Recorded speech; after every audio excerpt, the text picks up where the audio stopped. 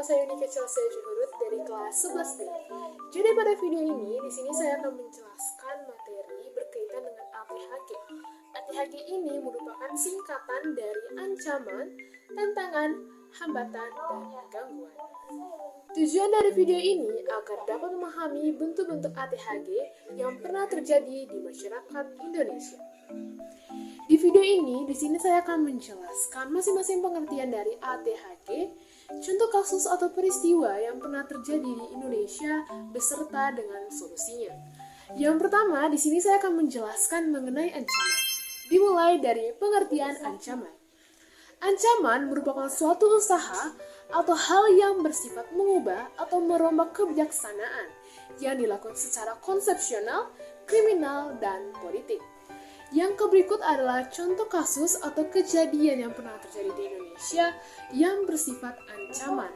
Di sini saya memilih salah satu contoh kasus dalam bidang politik, yaitu korupsi. Di Indonesia sering terjadi kasus korupsi. Salah satu contoh kasus korupsi yang pernah terjadi di Indonesia yaitu kasus Syahrul Yassin Limpo. Syahrul Yassin Limpo telah ditetapkan oleh Komisi Pemberantas Korupsi atau KPK sebagai tersangka pada Rabu 11 Oktober 2023. Syahrul Yassin Limpo ini telah menghimpun dana upeti dari bawahannya ketika menjabat sebagai Menteri Pertanian. Dana tersebut dikumpulkan untuk kepentingan pribadi Syahrul Yassin Limpo dan keluarganya, serta sebagai sumbangan untuk kegiatan Partai Nasdem.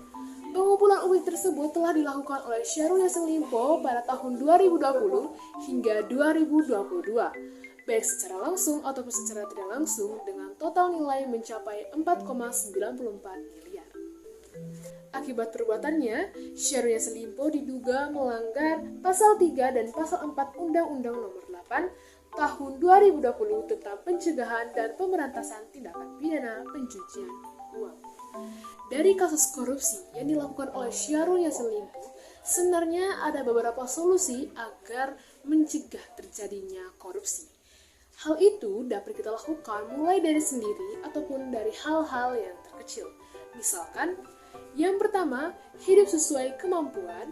Yang kedua, mampu mengatur manajemen waktu. Yang ketiga, fokus pada karir dan tanggung jawab pribadi. Yang keempat, mampu mengatur pengeluaran. Dan yang kelima, selalu bersyukur. Yang kedua adalah tantangan. Dimulai dari pengertian tantangan.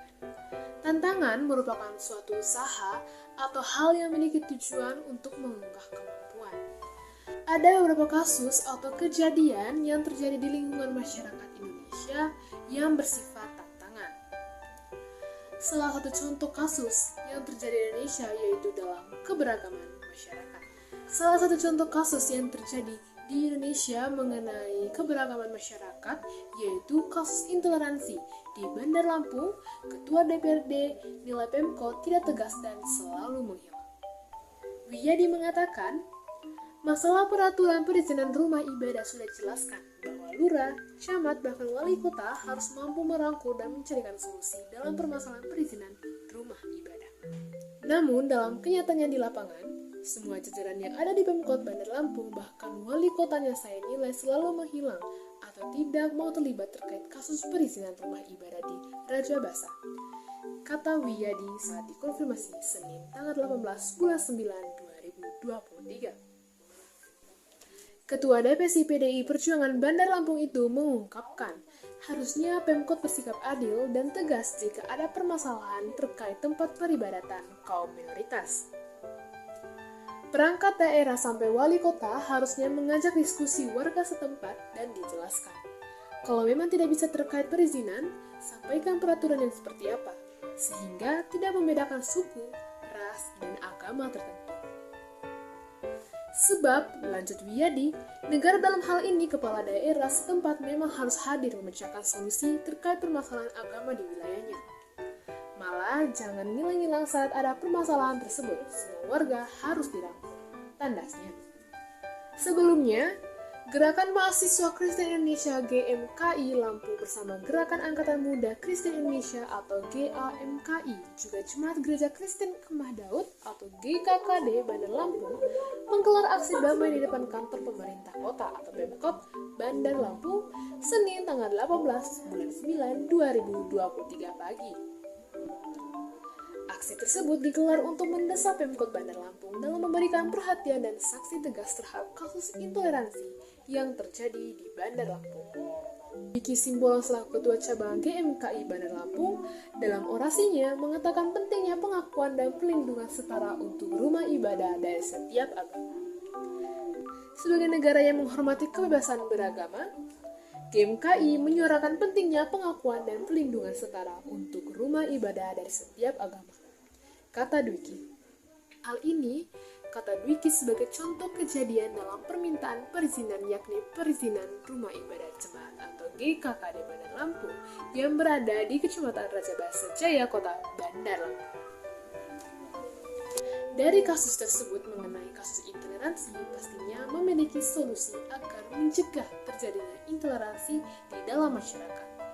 Ada 5 solusi untuk mencegah terjadinya intoleransi, dan 5 solusi ini harus kita ketahui bersama sebagai warga negara masyarakat yang beragama.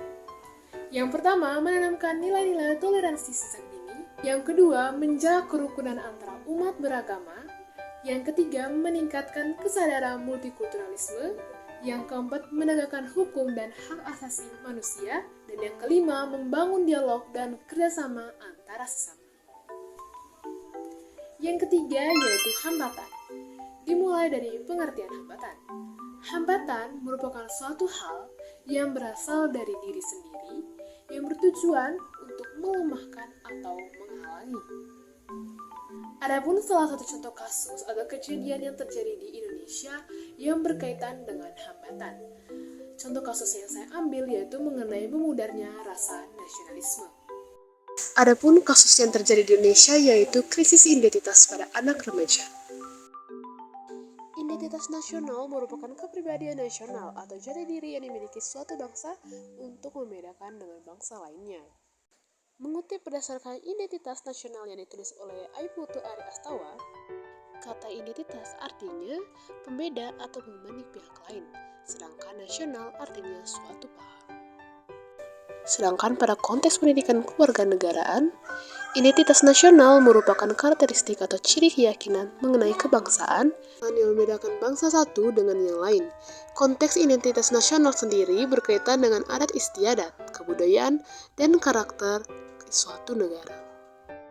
Polemik nasionalisme pada anak remaja zaman sekarang menjadi perhatian rakyat yang masih peduli dengan keberadaan NKRI.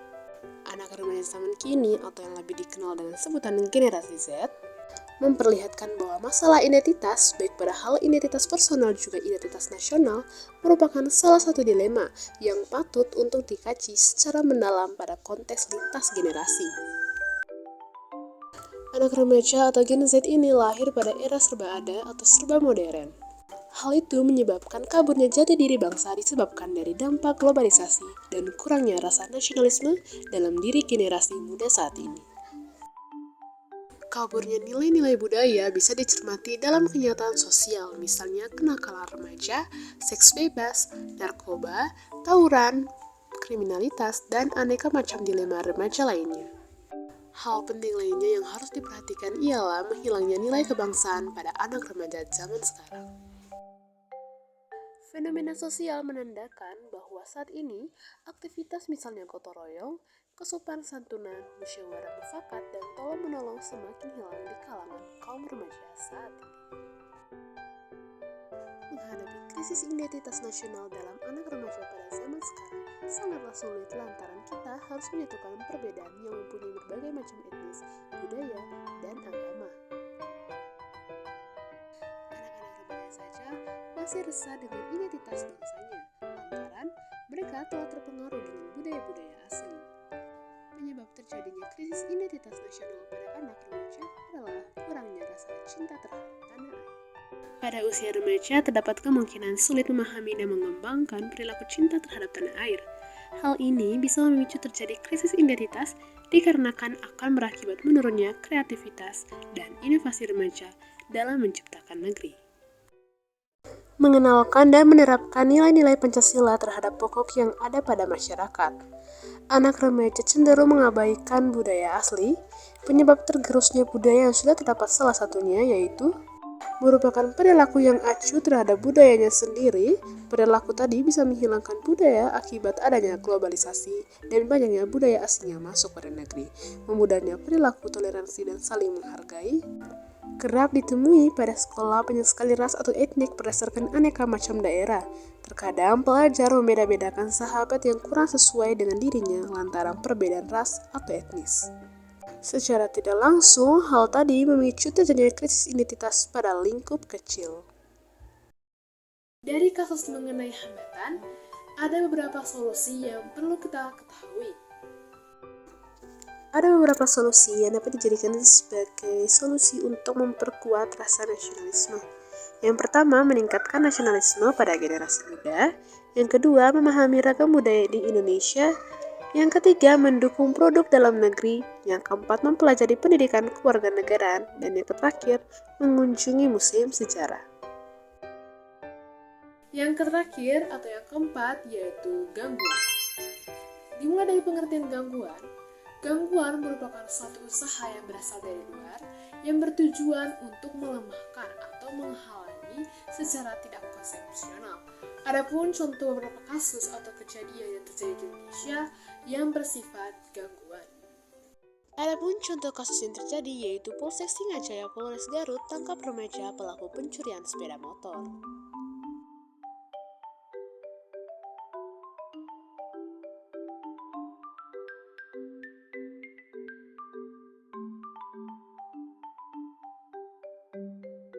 Kejadian pencurian kerap kali terjadi akibat kelalaian pemilik kendaraan maupun aksi pencurian berencana yang dilakukan oleh pelaku pencurian tersebut.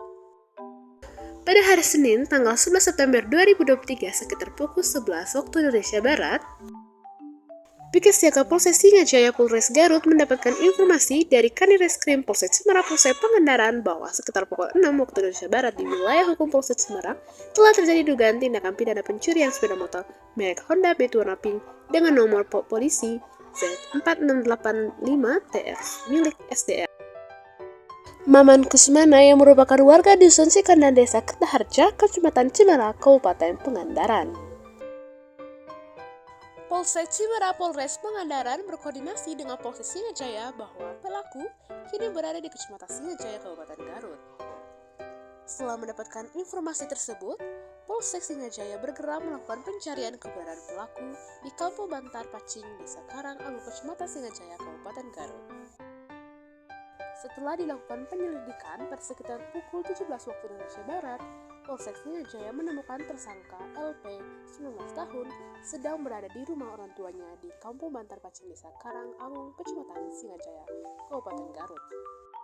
Sesuai instruksi Kapolsek Singajaya Polres Garut, Ibtu H. Anas Nasrudin, anggota Polsek Singajaya pun segera melakukan proses penangkapan kepada pelaku pencurian sepeda motor tersebut.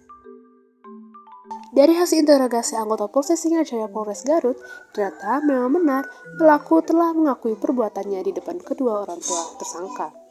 LP 19 tahun menjelaskan jika ia terpaksa melakukan aksi pencuriannya dikarenakan dirinya terlilit hutang, sehingga dirinya nekat untuk melakukan aksi pencurian tersebut.